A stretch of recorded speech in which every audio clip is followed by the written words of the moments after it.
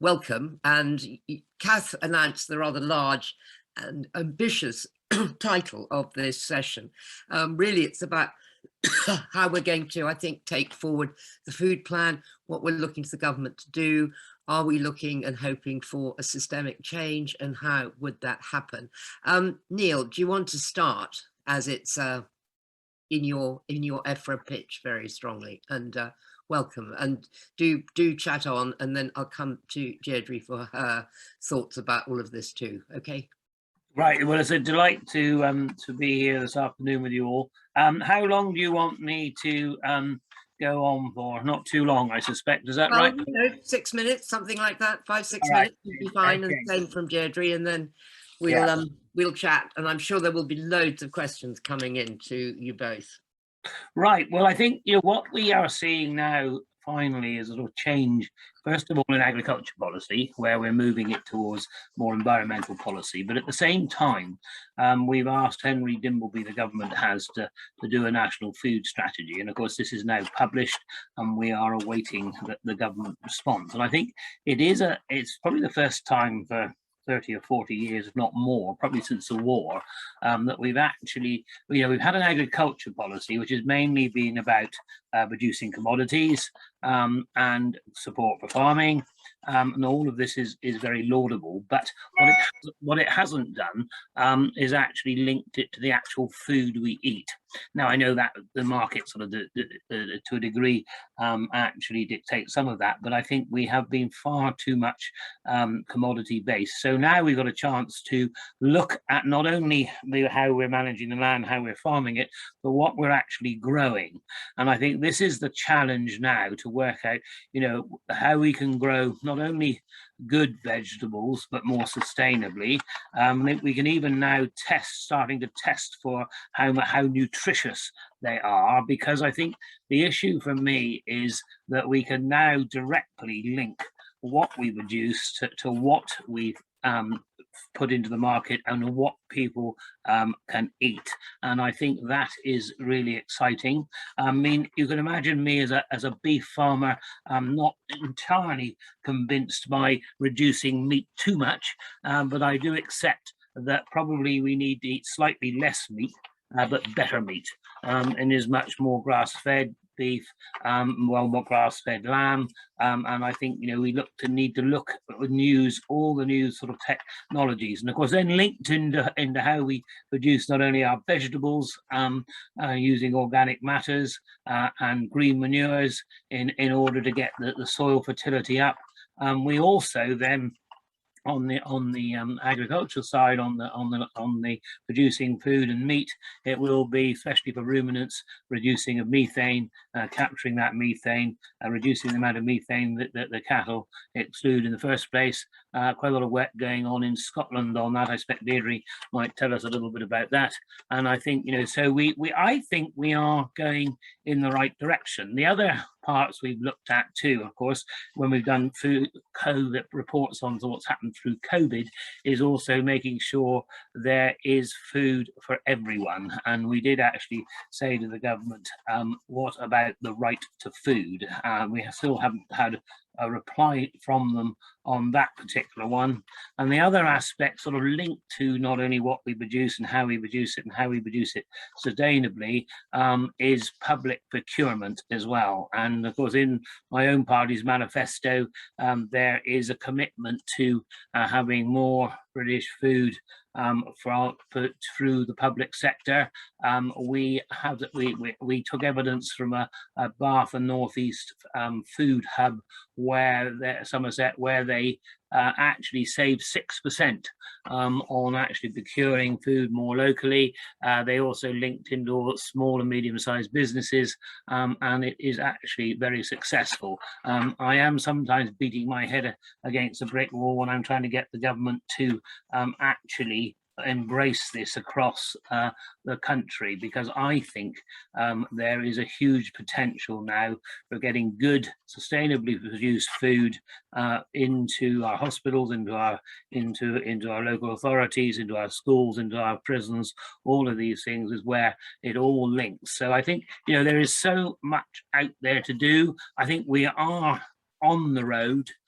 but I want to see the road, I want to see us drive a little faster along the road than we are at the moment. So I, Rosie, will leave it there. I think I've given you sort of a roundup of where we are. I'm sure there'll be questions later on more detailed information you'd like. I see we've been doing now by Daniel, so that's good. So I will hand back to you, Rosie. Thank you very much, Neil. And I think we'd all probably agree that we want to drive the car a bit faster along the road. Welcome, Daniel. Thank you very much for joining us. I hope that your tech's okay. Anyway, it's great to see you there. Everyone's just outlining where they see things going at the moment with the white paper. But Deirdre, obviously for you as the SNP, a lot of what was said in the previous session must ring a lot of bells, give you a lot of ideas about how things can be pushed forward in Westminster rather than just up in Scotland. Well, it does. I mean, food is devolved, of course, so and you'll be aware of that, Rosie. But what I was asked to do was actually come along and speak a little bit more about some of the details of what the Scottish Government is doing around food. So if I can do that. Right. Obviously, the Good Food Nation Bill is just at stage 1 at the moment. It was in the earlier programme for government in 2019. It had got quite a lot of work done on it up to that point, but then, of course, the pandemic hit and that slowed things down a bit. And just referencing what Pete was talking about, the Human Rights Charter is being incorporated, elements of that into Scots law. And so the proposal, this piece of legislation, the Scottish Government sees as a really important part of that, and a new sort of statutory legislative framework that aims to protect and advance human rights for everyone in Scotland. And, you know, the bill's fairly simple proposal is, should we have a law on food to help us transition to a fair, healthy and sustainable food system? I think the answer is a pretty resounding yes, judging from the consultation responses. But it sees that commitment to enshrining the right to food within domestic law as a real cornerstone of being a good food nation. And it does support, the Scottish Government does support, of course, the principle of a right to food. But as I say, that's being incorporated into forthcoming human rights legislation. Now, I know Pete would like to see more of it on the face of the bill, and I recognise absolutely this is very early days. It's only stage 1 for the bill. And what I find encouraging is that we have quite a different committee system in the Scottish Parliament, whereby the committee that will be looking at this in detail, doing the line-to-line examination of the bill, is the Rural Affairs, Islands and Natural Environment Committee. So they are steeped in knowledge, if you like, around all of these issues, rather than in Westminster, where quite often, apart from the Minister and the lead spokespersons, a lot of the folk don't seem to have a huge amount of knowledge on the topic, and if I'm being a little bit cynical. That's been my observation anyway. Daniel's smiling a little bit there too. And frankly, very few of the amendments get through, whereas it's a much more collegiate approach in the Scottish Government. And I'm fully expecting the bill to change quite significantly as it goes through committee. I think all of the parties recognise that it's a really important piece of legislation. I'm sure we'll be treating it in that same, with that same sort of viewpoint. Pete mentioned the International Covenant on Economic, Social and Cultural Rights, which is going to be included at the National Task Force for Human Rights that the Scottish Government set up in 2019.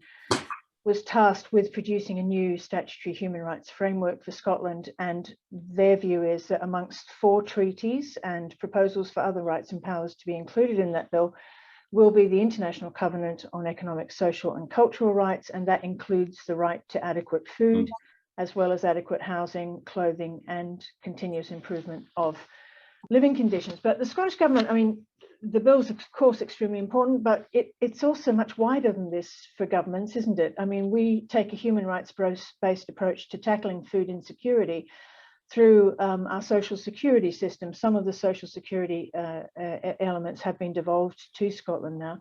So we put in place cash-based, very dignified responses to financial hardship. Just as an example, the Scottish Government increased the Best Start Foods grants. This supports low-income families to buy healthy food for children under the age of 3. And they increased the eligibility this term as well. That supports a further 60,000 additional people this year, or each year. Pupils from primary 1 to 3 in Scotland receive free school meals. and that's set to expand. Ultimately, the Scottish Government wants to roll out universal free meals for all pupils from primary 1 to 7. Just returning to the consultation for the Good Food Nation, though, it showed very strong public support for a new approach to Scotland's food system. 93% of respondents agreed that businesses have a big role to play in this.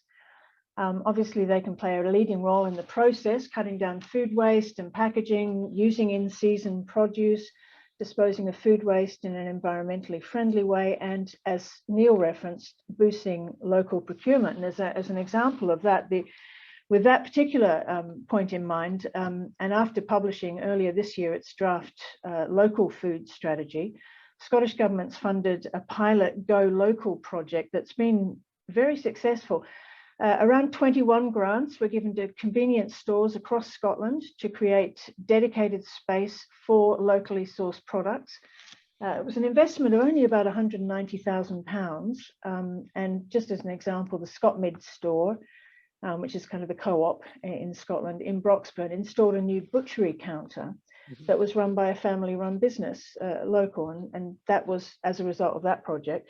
The first 10 stores experienced a 40% sales uplift in local products, and the financial benefits projected to be almost £1 million over just the next 6 years. So I think that underlines Scottish Government's commitment to supporting that sector, to supporting locally produced goods and food. And I think the results of that pilot probably also serves to demonstrate just how interested consumers are in where their food comes from and what welfare and production standards are used. And that's something I know all of us have been seeing more and more. I think the Good Food Nation proposals is really going to encourage more cross-working between isolated systems in planning, agriculture, education, and public health policies. You know, we need to look at how we can ensure fair prices for farmers and producers, while at the same time encouraging them towards more sustainable methods of production. Neil mentioned methane, and it was something that was announced at COP26 actually. A Dutch company is investing about £100 million into Scotland. They're going to be producing methane reducing feed additive, and that consists of 1/4 of a teaspoon per day, say to a dairy cow, and it reduces methane by about 30%. So these are the sorts of things that we're looking at more and more.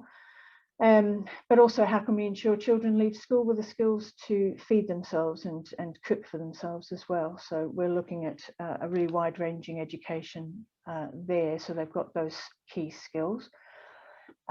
We are producing a national protein strategy that enables appropriate sustainable production and more plant-based proteins to be cultivated in Scotland. The amount of land for organic farming will double, although admittedly from quite a low start, but it is doubling. And certainly, consequently, the volume of organic produce that comes from Scotland. And then there is also much more of a focus on it staying in Scotland and being used in public sector food procurement. Scottish Government's appointing a Chief Scientific Advisor on Environment, Natural Resources and Agriculture. And it's also very much looking out for innovative farming production methods such as vertical farming. So they're co-investing in a new vertical farm in Edinburgh. Nearly finished. Health boards and local authorities are being encouraged in the Good Food Bill to develop wide-ranging plans that ensure good quality, locally sourced and produced food is a reality for everyone. Pete mentioned the Ministerial Working Group on Food. I think that's an actually really important point, that cross-sectoral approach that sort of percolates down from ministers through the civil service and then back up again. I think that's actually a really useful point for any good food bill that comes into the Westminster Parliament. And, you know, the work of the Scottish Government, the sort of second sustainable development goal of the Scottish Government is to end hunger. And so that really means addressing the structural causes of food insecurity. I've mentioned some of the things that we are doing around that, but it's worth pointing out too that the Good Food Nation Bill isn't just about people having enough food, but enough quality food. So that's the focus as well. Yeah, indeed. But anyway, I am confident it is possible for us to have a food system that treats people and the planet fairly. I'm convinced. But as the chief executive of FDF Scotland said recently, everyone has a different view of what a good food nation is. I'm sure there are huge areas we can learn from each other in. I'm looking forward to hearing further discussion this afternoon.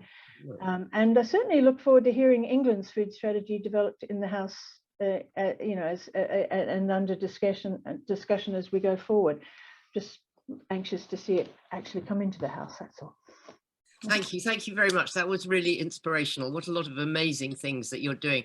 Daniel, I'm so glad that you have joined us. Now, Daniel Zeichner MP is the shadow EFRA minister. So I hope that you were able to hear what Neil said at the beginning. I don't know whether you were connected or not, but what is your response to the food plan and to what we are able to do to change the food system, especially in the light of having heard all the amazing things that Deidre and co are doing up in Scotland? Over to you and welcome. Well, thanks, Rosie. I've actually been on the call for some time. I was in the audience effectively rather than on the panel. So delighted to hear both my friend Neil and Deirdre, and in fact some of the devolved session before. So yeah, lots of exciting things happening. Now, I want to have the opportunity to talk a little bit about Henry Dimbleby's report. Because as I've said on a number of occasions, one of the things that strikes one immediately is it's called the plan, which of course is in marked contradiction to the lack of a plan which we have in the UK at the moment. In fact, of course, we haven't had a food policy for the last decade at least, which I think would strike many people as slightly surprising.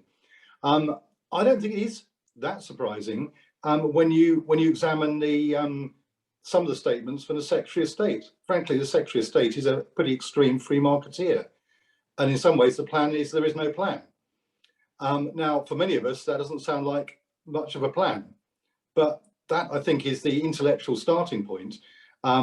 Leave it to the market, leave it to the big supermarkets, and that's it. That's not my position. It's not Labour's position. I suspect it's not the position of many people on this call. So I was really pretty thrilled with the Dimbleby report. I was disappointed by the fact that it was trashed immediately in the popular press by taking one part of it and I would say misrepresenting it. Maybe not a huge surprise, given that some of those newspapers have regular revenues from some of the big supermarkets who, of course, don't necessarily want to change the way they operate. But I think it was also disappointing the government really didn't facilitate much of a debate so far. Now, we're promised, and I've pressed the Minister on this a number of times, we're promised a proper government response in January, which is something to look forward to, and hopefully we'll have a proper debate then. But of course, also, there's been, and given all the problems of the last year, it's amazing in some ways that there hasn't been more talk about food security. Under the Agriculture Act, of course, it was under pressure partly from people like yourself in the Lords that got the food security report done on a more timely basis than was originally envisaged by the government. But they were bound by law to produce it by December the 16th. Guess which day it's going to be produced? Yep, December the 16th, next Thursday. So no time to discuss it. One would imagine probably other things will be attracting attention on that day. They did put out what I thought was going to be an exciting note the other day saying it's happening, and all they said was it's going to happen next Thursday. So I'm not sure quite how much we're going to learn from that next week, but it is a big question. And clearly there are many people on this call and beyond who quite rightly think that in our country we ought to be able to produce more food ourselves, particularly fruit and veg. And that's certainly my view. Last week I was doing a conference with the NFU and they quite reasonably pressed me on the position on their campaign for 60%. Now, one can debate what the number should be, but I'm very happy to say that Labour wants more food produced here, and it fits very nicely into some of the announcements that Rachel Reeves made a few months ago. Moving on more perhaps to some of the things in Dimbleby, I mean, I liked some of his conclusions on that. Not necessarily, I don't think he said enough about food security in general, personally, but the procurement points I think are well made. I mean, they're not new, people have tried before, but I think it needs to be done in a much more assertive fashion. And obviously Labour's already said stuff about that. And again, Rachel's made it clear that we'll actually legislate to make sure that institutions spending public money have to report on how they're spending it in terms of procurement. So I think there's some real positives there. Unsurprisingly, I liked what he had to say about trade deals. We've obviously, many of us have been engaged in long, lengthy discussions, semantics over the last year or two following the Agriculture Act and the Trade Act and so on. Still pretty hard to work out what the government's position really is. I guess there are different views within government, but I don't think any of us feel particularly confident that there isn't a risk of cheap food coming in, not only to undercut production, but actually to damage all the efforts being made to produce food more sustainably here. And unless you resolve that issue, it's not clear to me that we can make much progress. So I thought the points he made on that were strong. Obviously, very strong points on tackling school food and food poverty. It won't come as any surprise to you that I'm not allowed to make spending commitments 2 or 3 years out from a general election. And there will be a balanced package of proposals coming from Labour close to an election. It'd be lovely to be able to have a full and frank, proper discussion halfway through a parliament. But given the way general elections are conducted in our country, I think we all know that sadly is hard to do. And I'd love to be able to do it, but when everyone's going to misrepresent other people's spending plans, we know how difficult that is. And in my view, Labour's got a real responsibility to win an election. So I'm afraid I'm not going to be able to be committed on some of the things that some people would probably like. But I think you can tell from where I would like us to be. And my colleague Ian Burns helping others, running a very powerful Right to Food campaign, and there are many elements of that that I would like to see supported. One thing I was slightly disappointed with Dimbleby was didn't seem to be much about the people who work in the food industry, the food system, the food chains. And certainly I've had it said to me from trade union representatives that they were disappointed there wasn't more consultation. To some extent, I think that perhaps reflects why there wasn't much. And I think it's a hidden army of people working in the food sector who don't have much of a voice, frankly. No, I think you're right. And I would very much like to address that. I can see you probably want to move on to questions. So, we've got so many. There are. Just let me finish with 2 points then. Okay. I'm a bit of a data nerd in general, and I thought his points about data were strong. And in fact, when I pressed, I think he said that was one of the most important ways in which we might be able to transform the food system. And I was also interested in what he had to say about a rural land use framework, because England, I think, is lagging behind on that. I didn't think there was perhaps quite enough on how we introduce fairness into the supply chains, because that is quite clearly an outstanding, huge piece of work. But basically, his basic argument that we've got a system which on the face of it looks hugely efficient and successful, but is actually making us sick and doing huge environmental damage, I think is a pretty good starting point for any discussion and any plan. Thank you very much. Thank you to all of you. And as I say, we have got lots of questions. So maybe I'm just going to try and get through as many as I can, and maybe only one of you answer at a time, unless you feel you must chip in. Isabel Hughes asks, does the panel agree that a commitment to a new food bill must be an essential part of the government's response to the National Food Strategy, putting in place targets, governance, data, how that will show that the government is serious about long-term change of the food system? It seems to me a very, very crucial question. Neil, and also, of course, if there are things that Daniel said that you want to respond to in reference to tricky trade deals. Yeah, I mean, I think Daniel and I are in a very similar place on the trade deals, as you know, I don't exactly toe the government line on that particular issue. So I think as far as, yes, a bill, I think a bill would be ideal. Now, what we're waiting for at the moment, as Daniel has said, we are waiting for a direct response from the government to the Dimbleby report. And I think there is much that's good in it. I mean, it can also contains, like I said, talking about £1 billion to be put forward to help in innovation and create, better food going forward. And so lots and lots of stuff there where I think, we've also, what we haven't talked about today is whether we should have a sugar tax and a salt tax. He's tackled a lot of these issues, which in a way haven't been sort of tackled for a very long time. Now, I would actually see, I would prefer to see food have it reduce salt, reduce sugar. I'm not altogether convinced by the tax itself, but I think that putting in a tax, or certainly threatening one, will actually bring about our processed food to be much better. And of course, it's again trying to get away from processed food and try and link it much more back to the natural foods that we produce. So yes, a bill would be good. A response from the government would be good.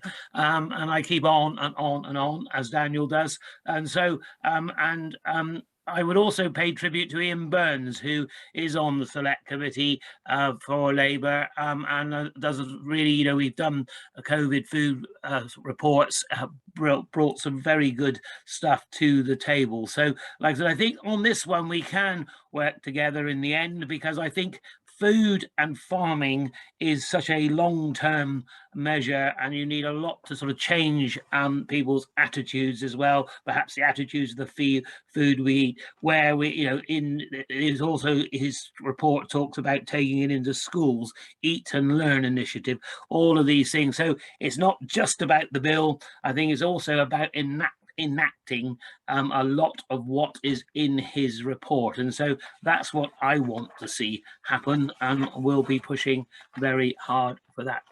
And obviously what is unique about what Henry's done is it is a whole systems approach to food. And I suppose one of my worries is that the government goes through it and says, we'll do a bit of that, bit of that, bit of the other, which means it's a sort of repetition of bits of the obesity policy. Maybe you extend the sugar tax to biscuits, you do this and that. And we've seen that things like that might get you a few headlines, but do not actually transform a system. So Daniel, do you have any confidence that the government's going to pick this up in a way that has that transformational effect?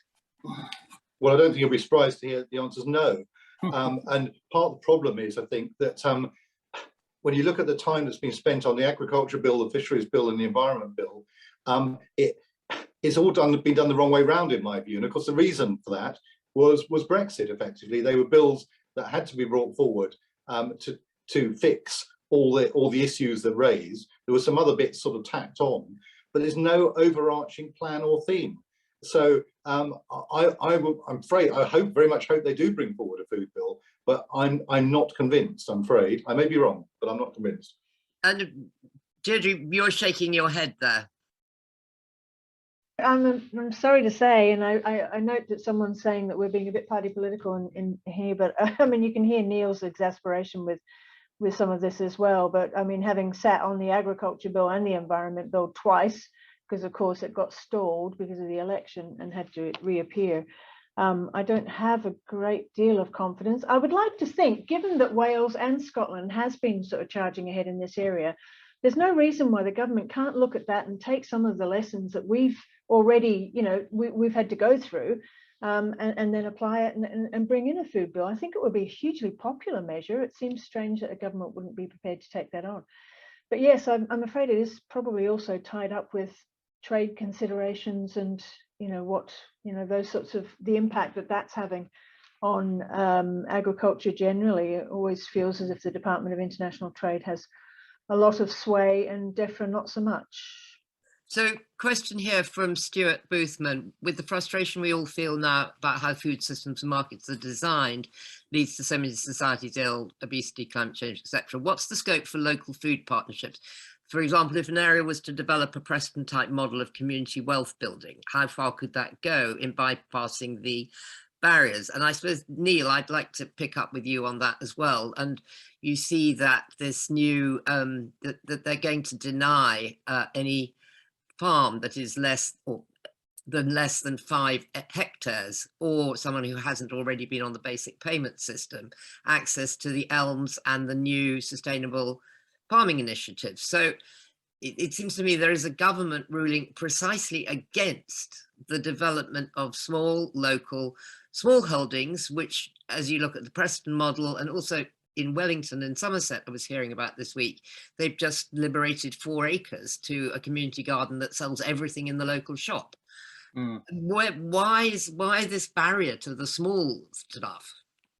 Yeah, I mean, I think what's happened is that the actual sort of payments are linked to the environment, but again, they've never been linked, in my view, as much to food production as they should be either. You see, in the type of food that we produce. So I think in the Dimbleby report, you know, this in this £1 billion that's in there for innovation to create a better food system, that's where I think we could get support into some of the smaller small holdings. But I think we've also got to tackle not just the smaller food producers, but everybody, and even the big food producers and the big vegetable growers. They have to change their ideas as well, because if we're going to have a more organic approach and a better nutritional value, see, because I was on a call last week where they've actually been testing a lot of the vegetables that we're eating, and you'll find a lot of them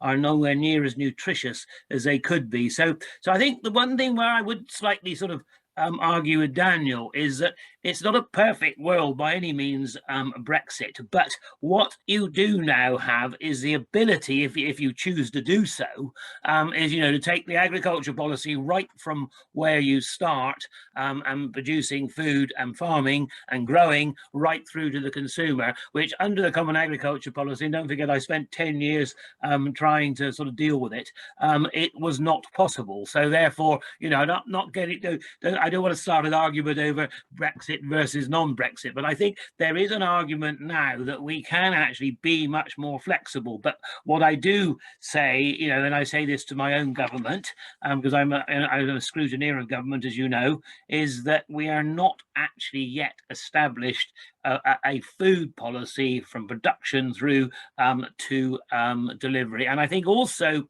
it's not just about getting support to those smaller people that are producing food. It's about bringing the market together, bringing these hubs together so that they can actually come together to actually put in for some of the bigger contracts and things. And I think that's where we would really establish something, I think, that would really work into the future, because some of these things will need to be done on reasonable size scale if we're going to make a real difference to what people eat and the number of people that are eating it. What you've got to be careful of in this sort of, when we get to the organic green world, is that we don't make it a sort of an elitist, basically those that can afford it can buy it. And I think, you know, that's the other challenge for us. How do we get that good, more, it doesn't have to be completely organic, but it will be a more organic approach to it.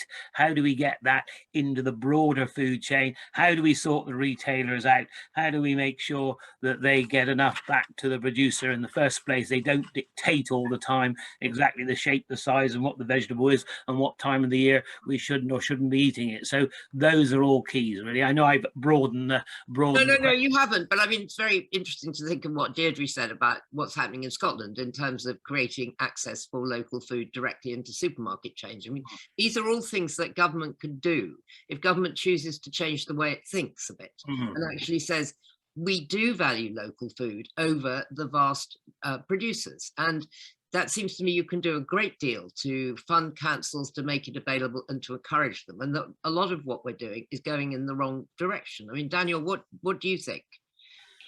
Well, it begs a basic question, doesn't it, of what you think the role of government is in this space.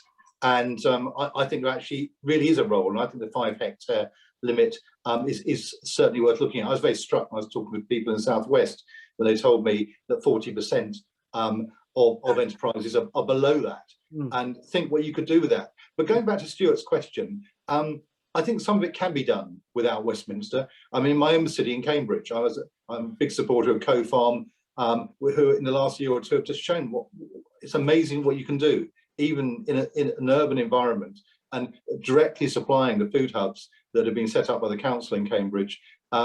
It is astonishing what can be done. So I think it's a huge opportunity here. But I mean, I go back right to my kind of opening statement, really, which is, if the government doesn't believe it's got a role, then nothing much is going to happen.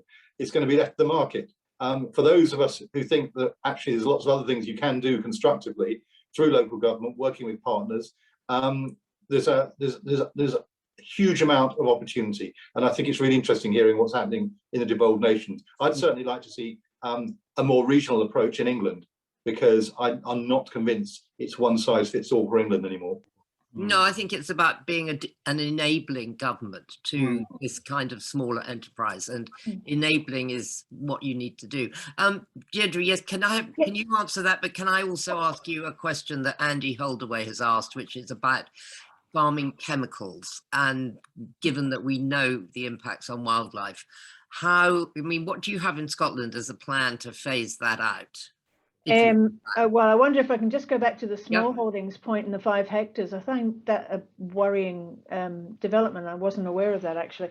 I'm just thinking of, we have crofting up in Scotland, which are really small holdings. But I'm also thinking of sort of remote and rural communities and the impact of trying to sort of join them all together into, it's maybe a sort of slightly more industrialized approach to farming. The impact on those communities would be massive, and on the supply chains that, provide products, farm supplies shops, feed merchants and what have you. I mean, I think that's certainly not a road we're heading down. We will continue to support our crofters wherever we can, and smallholders. In terms of insecticide, insecticide use, it's not obviously something we encourage. Certainly I've been to visit farms recently where the farmers are taking advice from central government about reducing their reliance on pesticides, which I thought have been quite encouraging, and sort of focusing more on more natural approaches. And it's not going down the full organic role, but they are reducing pesticide year on year. And they see that as a really viable way of still keeping the business going, still making enough money to keep the farm in business, but continuing to reduce reliance on that, using sort of natural plant methods to see off insects that are causing problems for crops and so on. I've been really impressed actually by the visits I have had in terms of the approach that farmers are increasingly willing to take, and work that's being done by places like Soil Association Scotland, going out and speaking to farmers and talking about the soil and the changes they need to make has been really, I've segued slightly from pesticide, but I just find a really interesting development that they are not as hard bitten and hard boiled about these things as some people think. They really are opening up to it, because apart from anything, it's cheaper. It saves them money. I know. And in fact, before Kath comes rushing in, I was just going to say, that takes us very much onto a question about trade, because if we're going to have imports that are cheaper, what's the point in the farmer not giving up? But that's such a negative note to end on, and I'm not sure that's right. Kath, hello. I'm just going to say you've got a couple of minutes left. You could turn that to a positive if you like and say that we can defend standards. Yes, and actually that is a very good way to end. And Neil and Daniel, will you both respond to that about how we do defend our standards, and that the Australia deal isn't just a stalking horse to get us an American trade deal? Yeah, I'll come in there first. I think also, I think we can, for argument's sake, the Australians, they will take their cattle and sheep on up to 40 hours journeys. They have all sorts of interesting things they do to sheep on their backsides to stop fly strike. All of these things, some of the New Zealand have actually banned that. So, I think not only will I work on government, but I'm also going to work on our big retailers and others if they think they're going to start stocking this particular food. So, I think we can go on the offensive. I think British farming across the nations, we can actually deliver very good food. Now, what I just want to do is to stop the government from some tying our hands behind our backs.